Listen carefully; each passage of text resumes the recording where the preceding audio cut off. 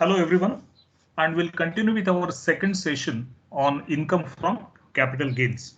Now, in earlier session, we discussed about the scope of income under section 45. We understood what is the capital receipt and what is the revenue receipt.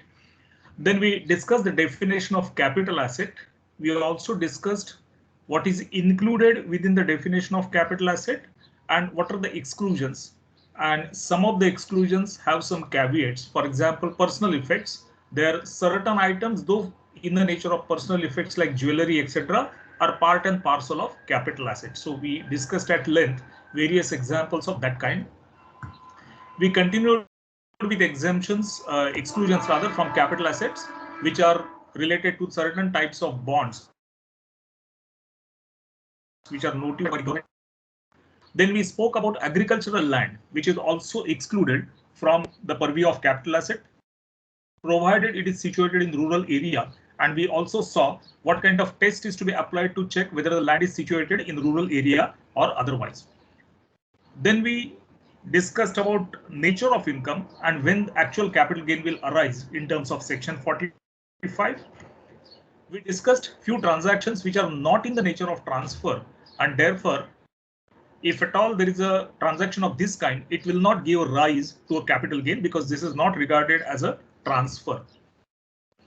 Then we came down to discuss about the short-term and long-term capital asset, which depends directly on the holding period. And then we refer the holding period for various categories of assets. If the holding period is, say, more than the number of months which are specified over here, then it becomes a long-term capital asset and the corresponding gain is long-term capital gain. If the holding period is less than number of months which are specified here or equal to number of months which are specified here, then it becomes a short-term capital asset, and accordingly the gain will be liable for tax as short-term capital gain. And then we briefly touched upon how to compute the income from capital gain, which is a long-term capital gain. And now again we will go back to this slide, and from here in onwards we'll discuss at length various issues concerning various terms and other things which are included here. So when you come to the calculation of long-term capital gain, we start with the full value of consideration. Full value of consideration essentially means the money which is accruing on account of transfer or sale of a capital asset. We'll see few things associated with full value of consideration in next couple of slides. If you have incurred any expenditure in connection with transfer, directly or indirectly in connection with transfer, that expenditure is allowed as reduction and we reach what is called as net consideration. Now, what are the examples of expenditure in connection with transfer? When you transfer or sell a capital asset, suppose you are supposed to incur some expenditure like legal expenses. That could be one example. You may end up in paying some stamp duty or transfer charges. That could be another example.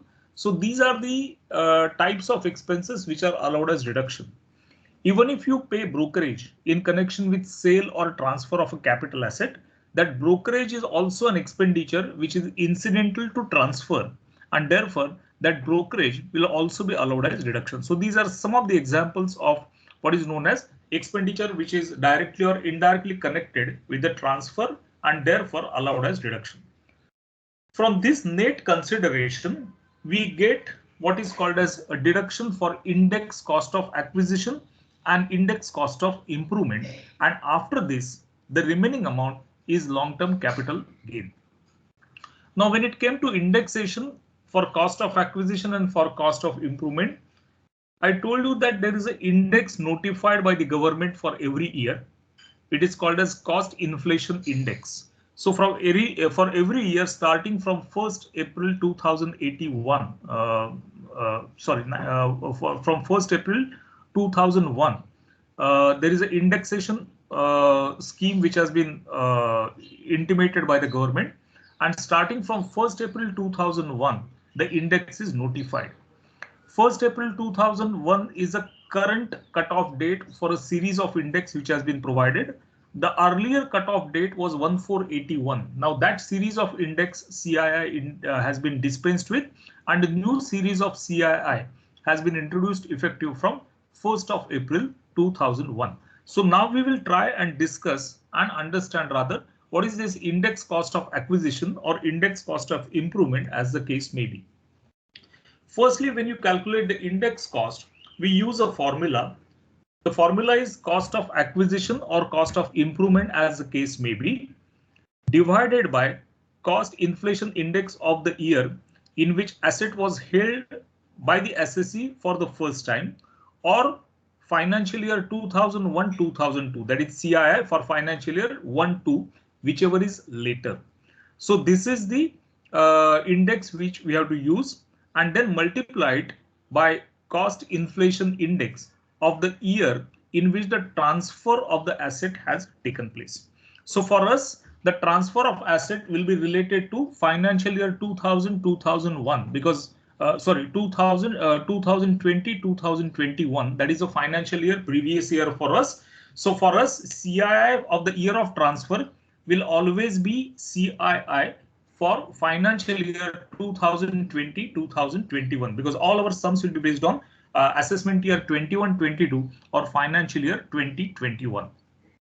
This CII for the year in which asset was held for the first time or financial year 1-2, whichever is later, will be picked up by you from the list of cost inflation index depending on the year in which the assessee became the owner of this particular asset.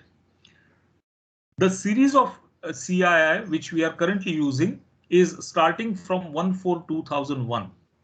Now suppose the asset is acquired before 1st April 2001. Then the assessee has an option. And what is the option? The assessee can use FMV on 1/4/2001 or cost, whichever is beneficial to him.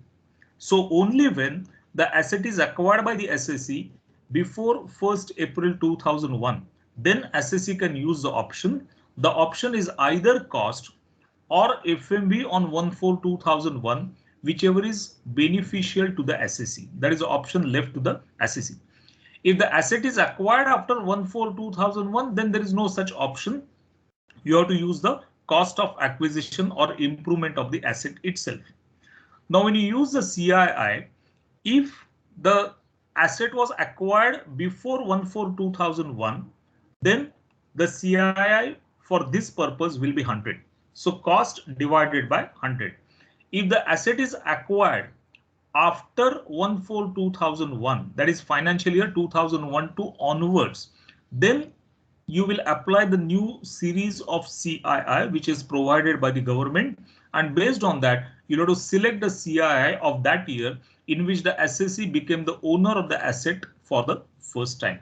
So this may go on changing depending on the date of acquisition. So this is how we calculate cost of improvement, index cost of acquisition or index cost of improvement. Now, a couple of things we need to discuss. One is full value of consideration. What is full value of consideration? As I told you, full value of consideration will be the consideration accruing to the assessee on account of transfer of asset. But in some cases, there may be a different way to find out the full value of consideration. So essentially, sale price or the exchange value is a full value of consideration. And there are a couple of other cases where you may have to refer to some other factors for determination of full value of consideration. One such example is where the asset which is sold or transferred is in the nature of immovable property. Now, in case of immovable property, when you consider the full value of consideration, you have to also refer to the stamp duty valuation. And if the stamp duty valuation is on a higher side as compared to the sales price or exchange value, then you will have to adopt stamp duty valuation by referring to section 50C. If stamp duty valuation is less than the selling price, then you can adopt the selling price as a full value of consideration, and this will apply only for immovable property. It will not apply to other assets.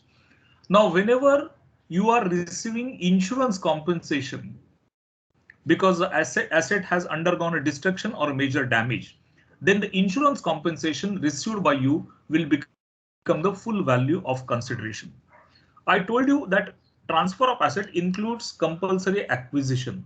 So whenever there is a receipt of compulsory compensation on account of compulsory acquisition by the government or any other such authority, then such compensation awarded to the assessee will become the full value of consideration.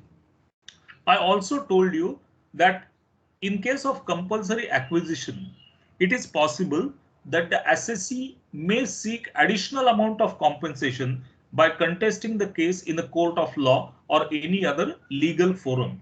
Now, in that case, the law will take its own course. It may take a few years and the assessee will be awarded with additional compensation by the court.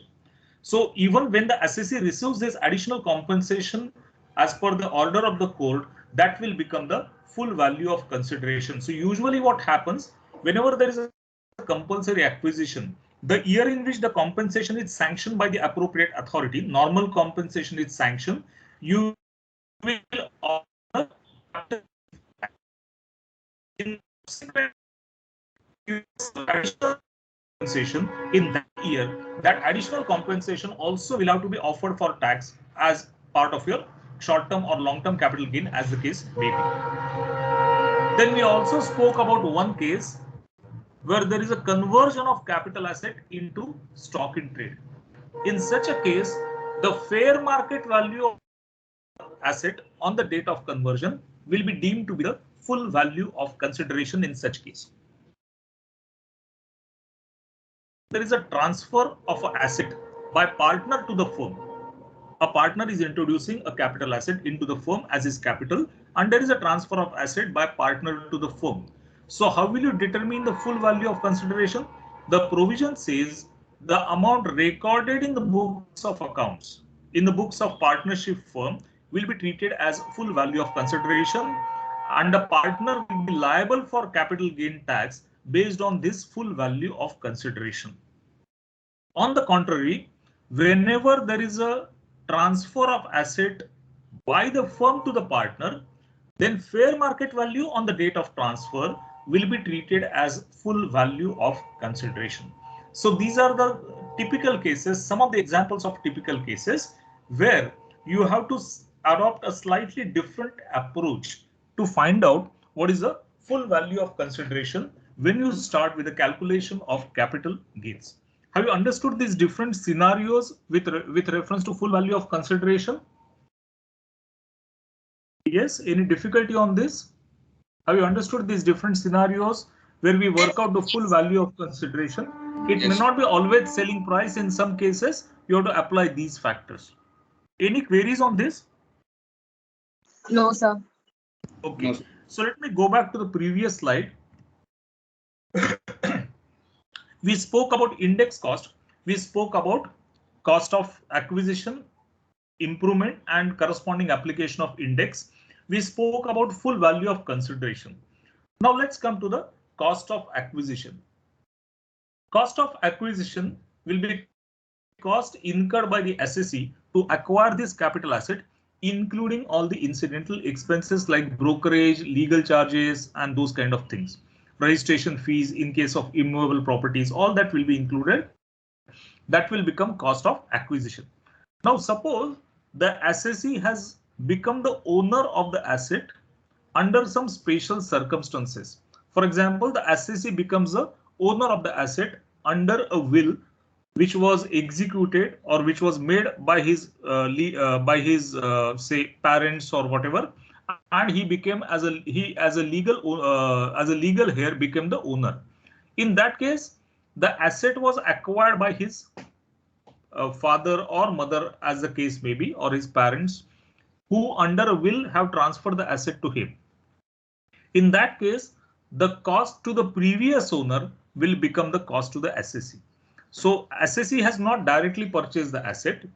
He received the asset in terms of gift or will or inheritance from any of the relations.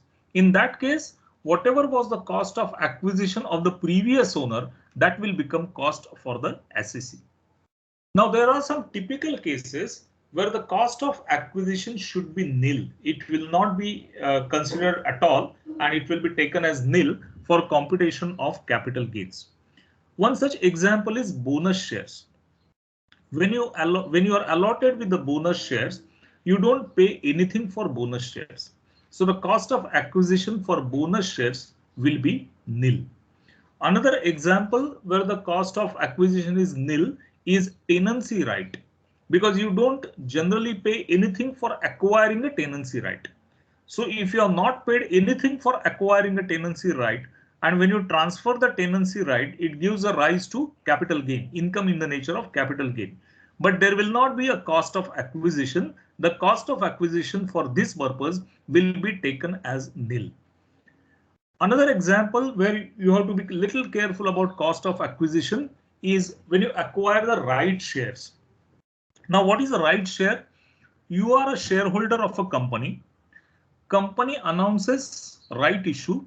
So based on certain proportion, you get right to invest into the shares of the company at a given price.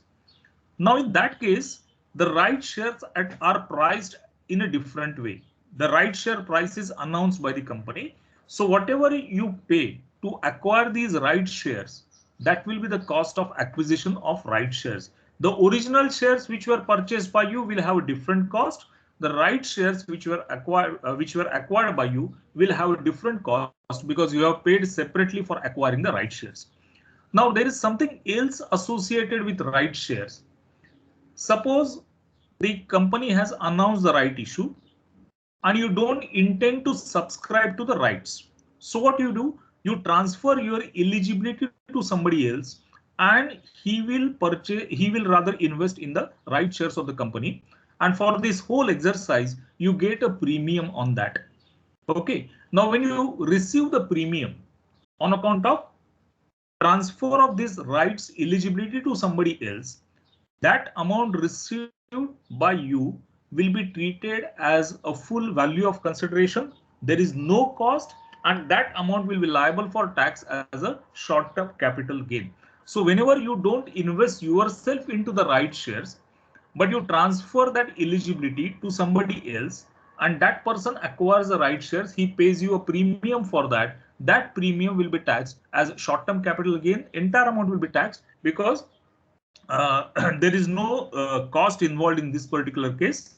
Cost of acquisition is nil and the entire amount will have to be offered for tax in such kind of a scenario. So this is how we determine cost of acquisition, and few cases as we discussed, the cost of acquisition has to be taken as nil, like bonus shares, etc. Or even another example I gave you about nil acquisition cost is tenancy rights, where the cost of acquisition will be nil. Have you understood the concept of cost of acquisition and full value of consideration? Yes. Any clarity required? Any difficulty on these issues so far? Shall we proceed? Yes. Yes. Karthik, Sudhakar? Yeah. Okay. Fine. So then we come to the cost of improvement. Cost of improvement will generally be applicable in case of immovable property. And this has to be something like a capital expenditure, which will improvise the actual property as such. Couple of examples. You have a small bungalow and there is only ground floor. You construct the first floor. It is an example of cost of improvement. It's a capital cost and you will be eligible to do the indexation if at all you sell the property. There is no compound wall. So you construct a compound wall, incur expenditure for that. It will become a cost of improvement. So these are a couple of examples of cost of improvement. Then fair market value on 1/4/2001, I told you, if the asset is acquired before 1st April 2001, then you have a choice to substitute fair market value on 1st April 2001 in place of cost if it is beneficial to the assessee. Okay, the choice is vested with the assessee. If the assessee finds it beneficial, then yes, the assessee can replace the cost, substitute the cost with a fair market value on 1/4/2001. So coming back to the same slide again, we discussed about full value of consideration, some typical cases of full value of consideration. We spoke about expenses in relation to transfer, And then we also discussed the net consideration. We discussed how to calculate the cost of acquisition, index cost of acquisition rather, and how to calculate the index cost of improvement. And from full value of consideration, you are supposed to reduce the expenditure on transfer, arrive at the net consideration, then allow a deduction for index cost of acquisition followed by index cost of improvement, and that will take you to the long-term capital gain. Having discussed what is the concept of long-term capital gain and what is the calculation mode of calculation, we come to a short-term capital gain. Short-term capital gain, again, similar type of calculation. We start with the full value of consideration. We allow a deduction for expenditure in connection with transfer, which we have already discussed. And instead of index cost, we have simple deduction towards cost of acquisition and cost of improvement as the case may be. The meaning of cost of acquisition, the meaning of full value of consideration, the deduction of expenditure in connection with transfer, everything remains the same like the long-term capital gain, except the fact that for short-term capital gain, you deduct only actual cost of acquisition or actual cost of improvement as the case may be, and there is no indexation benefit available in this particular case. That indexation benefit is available only for long-term capital asset and not for a short-term capital asset. And this is how we calculate the actual short-term capital gain. Is there, have you understood clearly what is computation of short-term capital gain? Yes, the methodology is more or less similar, except the fact that there is no indexation. Otherwise, meaning of the terms and other things is almost the same. Shall we proceed with further discussion? Yes, sir. Yes, sir. Yeah, now there are two things that we have to still discuss. One is exemption available. So far what we discussed is about concept of capital gain tax, including the definition of capital asset, distinction between short-term and long-term capital asset, and methodology to calculate short-term and long-term capital gains. Now, two more items to be discussed, and those are related to exemptions. One is exemption under section 54, and the second one covered by syllabus is exemption under section 54 EC. So let us first discuss what is this exemption under section 54. Now this exemption under section 54 is available if there is a transfer of a residential house property either by individual or HUF. So no other SSE can claim the deduction except individual and Hindu undivided family. And the asset under transfer is a residential house property. And this has to be a long-term capital asset. So if these conditions are fulfilled, then the SSE becomes eligible to claim an exemption under 54 if further conditions are satisfied. Now, in order to claim the exemption, what the SSE is required to do, the SSE should purchase another house property, residential house property, within a period of 1 year before or within a period of 2 years after the date of transfer. Or if he wants to construct the house, it should be within a period of 3 years from the date of transfer. So basically, the SSE is supposed to either purchase or construct, acquire or construct another house property, another residential house property within the specified time period. What is the specified time period? Either within 1 year before the date of transfer, before the date of sale, he has acquired another house property, or within a period of 2 years going forward, in next 2 years from the date of transfer, he should purchase another house property, or within a period of 3 years from the date of transfer going forward, he should complete the construction of a house property. So there is an option to purchase or construct a house property. The option to purchase is within 1 year before the date of transfer or within 2 years after the date of transfer. And for construction, the period is slightly enhanced to 3 years. So after the date of transfer, within a period of 3 years, the SSE should complete construction of another residential house property for this purpose. In this case, if the SSE completes the conditions, then he will be able to claim the exemption under section 54. Now, there is one more option available to the SSE.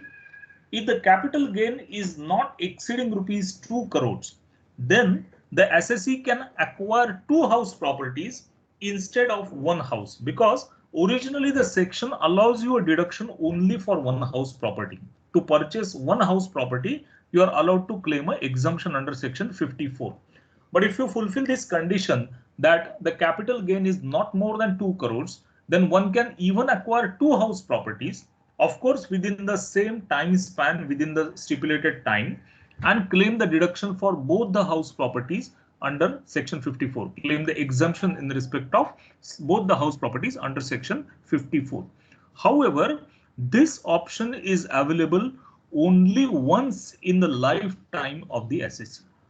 So while exercising this option, it is only a one-time option in the lifetime of the SSE. Second time he cannot use this option, and the capital gain should be less than 2 crores for this purpose.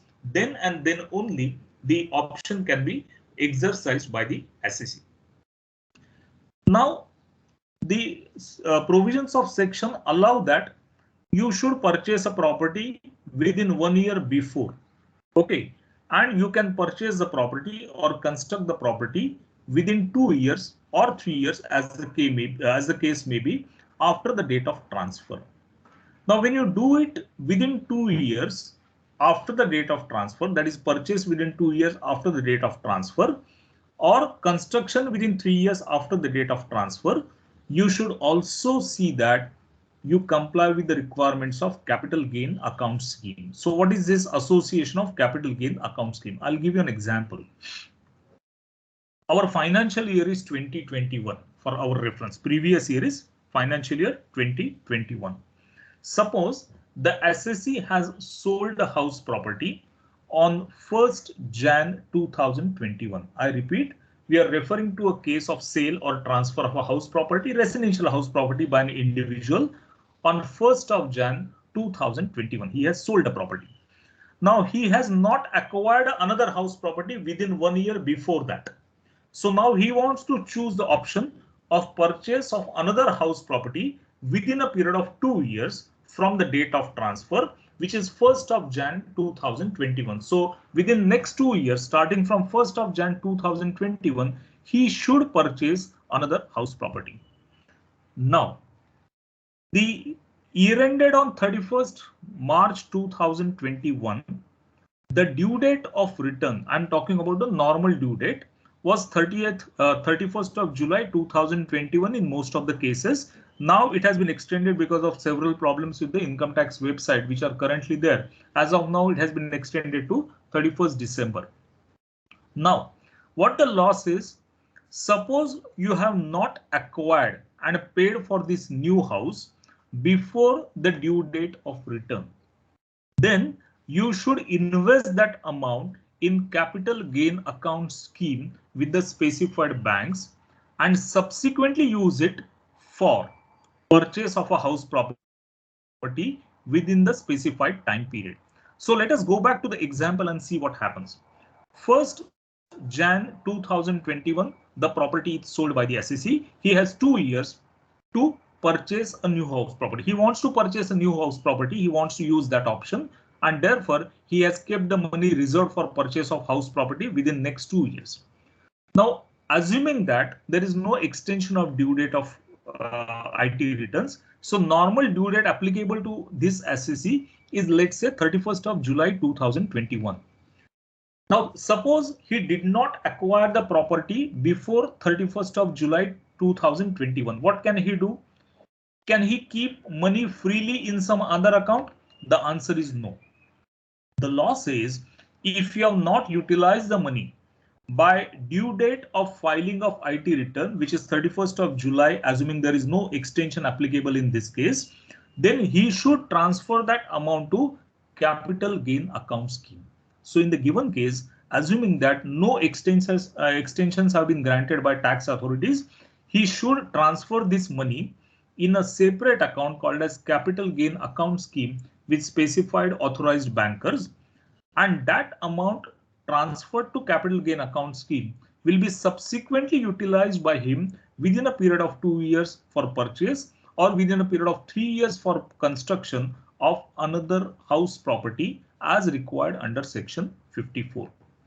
If he fails to do that, he will not be able to claim the exemption under section 54. So this is the additional condition that if the money is not utilized before filing of IT return, if the property is not acquired before filing of IT return, the due date for filing of IT return, then the amount should have been transferred to capital gain account scheme.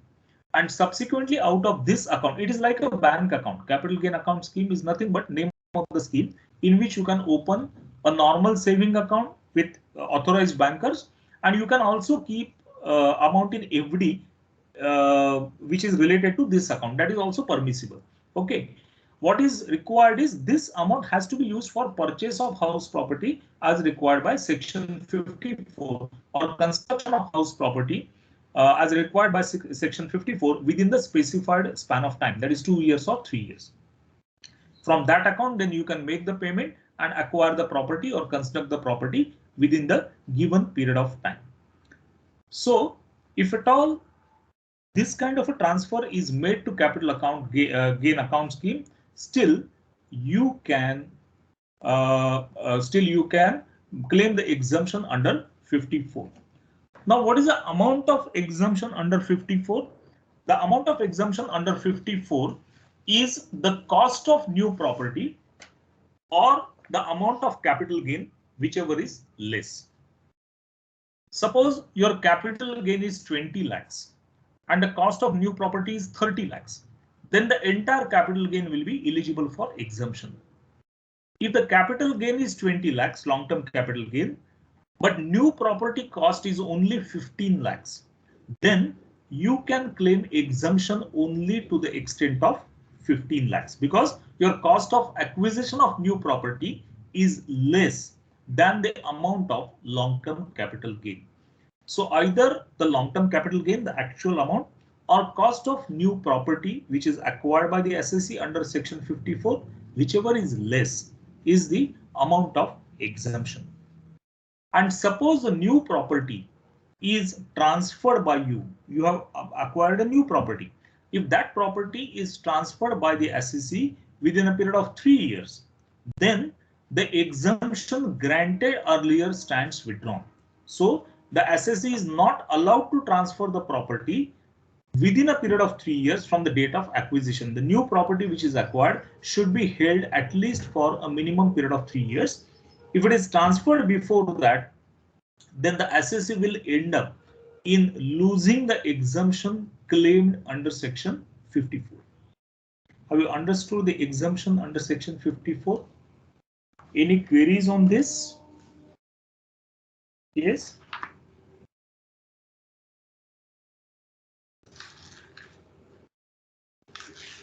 Yes, anybody has any doubt on section 54? We will address that, otherwise we can proceed. No, sir. Okay, so let us proceed with next section, that is 54. For EC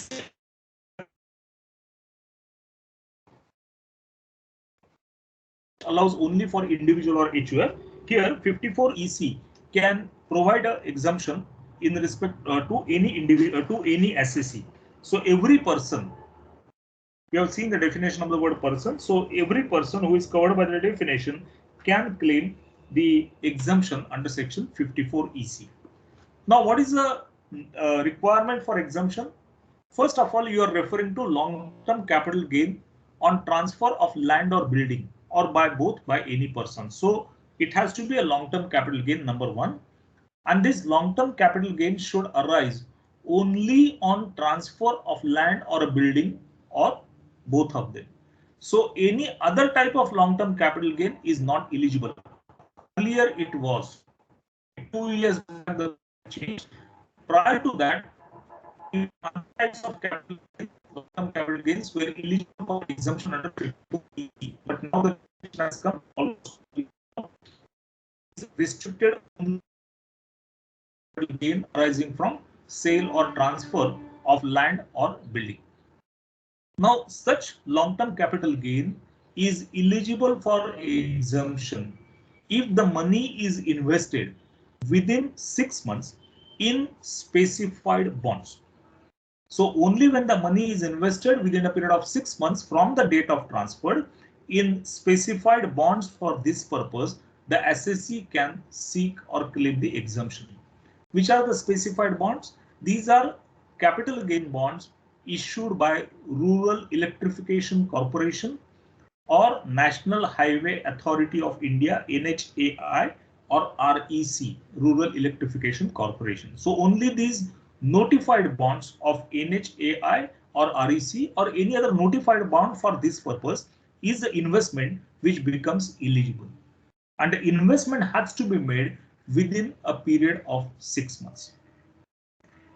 The maximum amount of exemption is limited to 50 lakhs because you are not allowed to invest more than 50 lakhs in these bonds. So obviously the amount of exemption upper limit will automatically apply to the extent of 50 lakhs. Now, when you have capital gain of 20 lakhs and you invest entire 20 lakhs in these bonds, you will be eligible to claim the exemption to the extent of entire amount.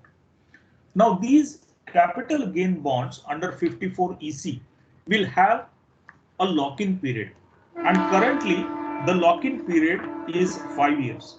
So you are not allowed to transfer these bonds within a period of 5 years, and it will come with the lock-in period itself. When you invest in these bonds, it will come with the lock-in period of 5 years, and you are not allowed to even borrow money or otherwise in respect of these bonds. So once you acquire these bonds, you cannot pledge it with the banker. Okay, that is also not allowed, and you can get a loan or something against these bonds. That is also not permissible. Okay, so these are the conditions associated with these bonds. And when you receive the interest on these bonds, that interest is taxable because these bonds carry a small amount of interest, nominal rate of interest, and that interest will be taxable as usually as income from other sources. So investment in bonds within a period of 6 months, maximum limit of 50 lakhs in a financial year, time period is 6 months. Within 6 months it should be invested, and that will carry the interest, and that interest will be taxable. And how do you calculate the amount of exemption? The amount of exemption will be equal to least of, lower of the amount of capital gain which you have generated, that is long-term capital gain, or the amount invested in specified bonds within the specified period, whichever is less. So least of these two is the quantum of exemption, and that too within a period of 6 months. Have you understood these conditions attached to 54 EC? Yes.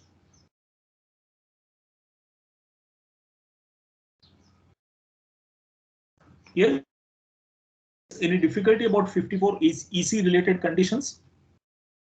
Has everyone understood this? Yes. Okay. Any other query about 54 EC?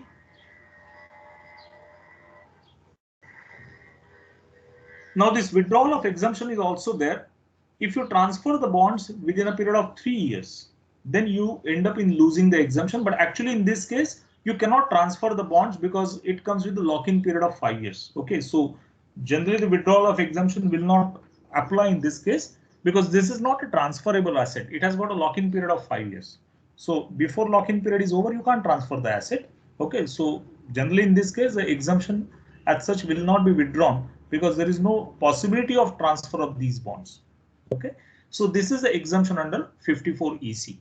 Now you may have a question whether person can claim exemption under 54 also and under 54 EC also. The answer is yes. If you fulfill the conditions under 54, you can claim an exemption under 54 for acquiring another house property. If you also simultaneously invest in bonds, you can claim additional exemption under 54 EC provided you have complied with the relevant conditions. So it is not alternative to each other, but you can claim even both as long as you have complied with the law, completed the conditions, invested the amount as per the requirements of concerned section. You can claim exemption under 54 as well as 54 EC as well. Okay. So with this from my side, I'm concluding the discussion. Okay. If you have any difficulties, you can ask me now, or I will simultaneously start with practical sums also, and that time also you can ask me your difficulties as well. Okay, so I'll straightway take you to the discussion on the first question on this. Okay, let me share the sheet. Okay, now before we start discussing these sums, I have shared one PDF file with you which has got first two questions. Okay, and on the top of that there is a table which gives you cost inflation index starting from 2001 because the cutoff date is 1st April 2001 when the new series of cost inflation index started. The first year, financial year 2001-2, the index is 100, and for every subsequent year, the index has been notified. For 2021, financial year 2021, the index is 301. This index you don't have to memorize. Okay, in the exam you are expected to get this information in the question itself. So no need to memorize this table. It's not worth it. Okay, that is not expected also. So you will be given the corresponding years. Now, whichever years are involved in the question, you will be given the information about corresponding year's CII, and you are only expected to use that CII when you do the computation of income. Okay, shall we take up the discussion of the first question on this topic? Yes. Can we start? Yes, sir. Yes, sir. Yes, sir. Yeah, what I suggest is you just understand it today. Okay, I will show you the calculation. If possible, you will write down. Otherwise, what you can do is I will share this sheet with you with the solution. Okay, so just understand the calculation part. Just understand what exactly we are doing. If time permits, you'll complete the calculation. Otherwise, we'll only leave it at discussion stage. Most likely, you are going to leave it at discussion stage and actually do the calculation together sometime in the next lecture. Let us just understand the details.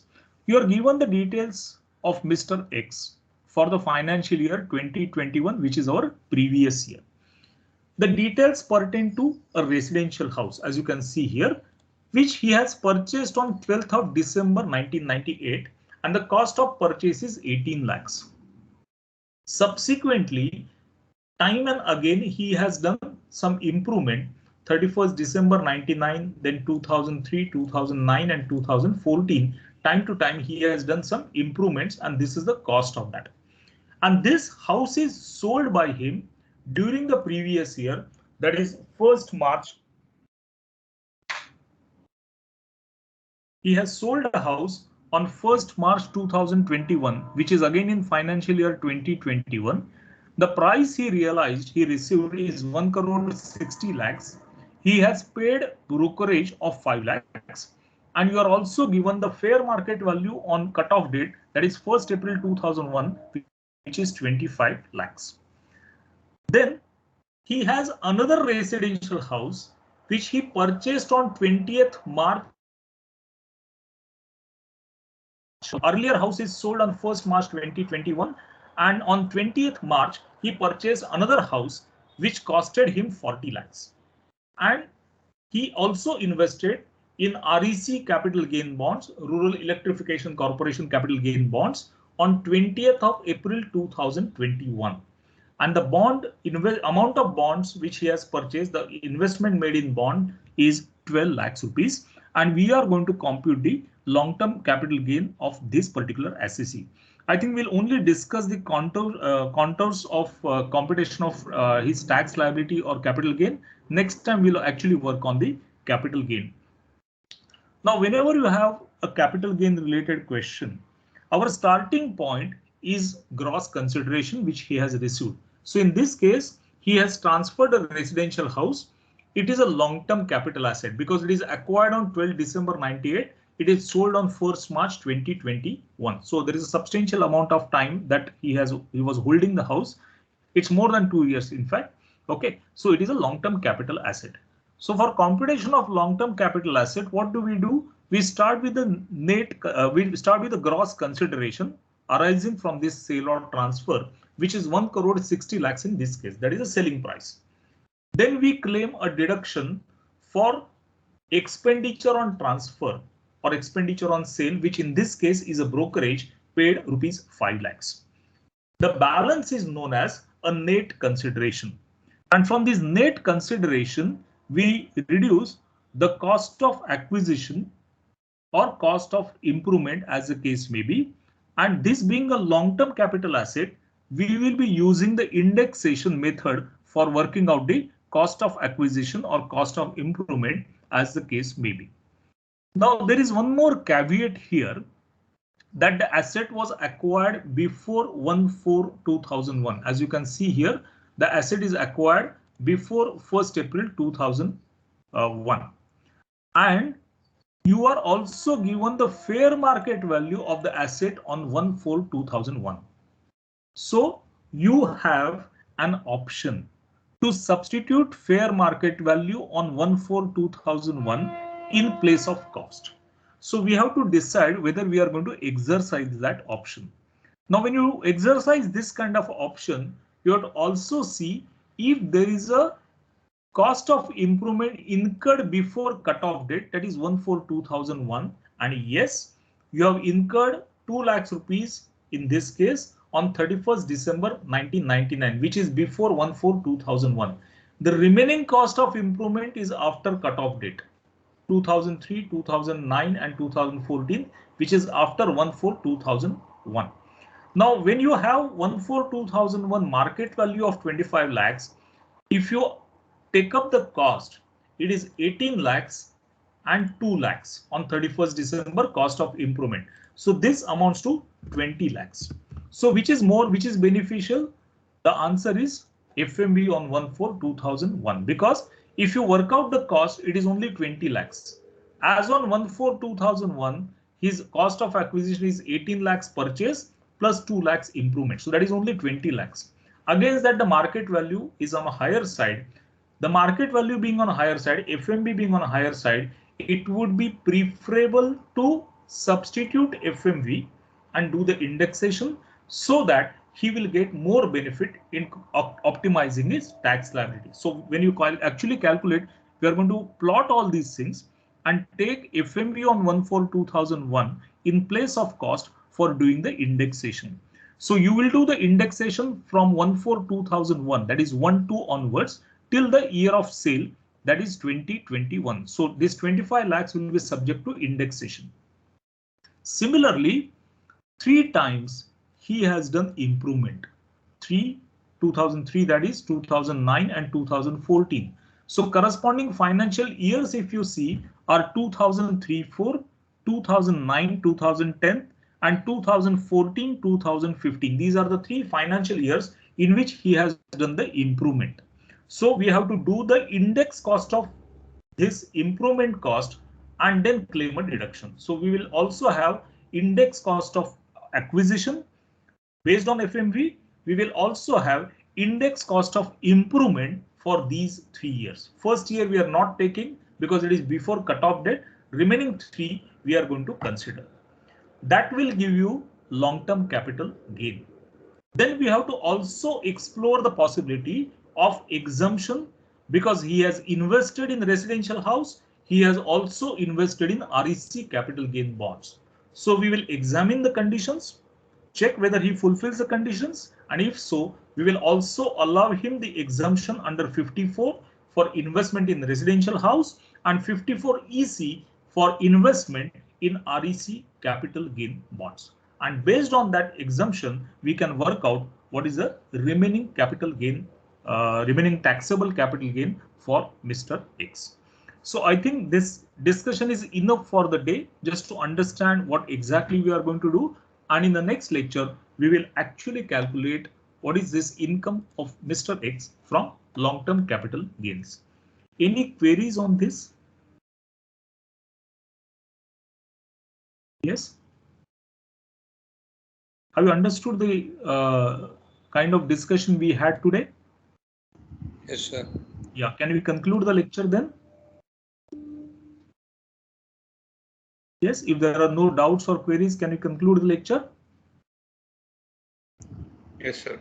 Okay, fine. Let me stop the recording, download the attendance, and then we will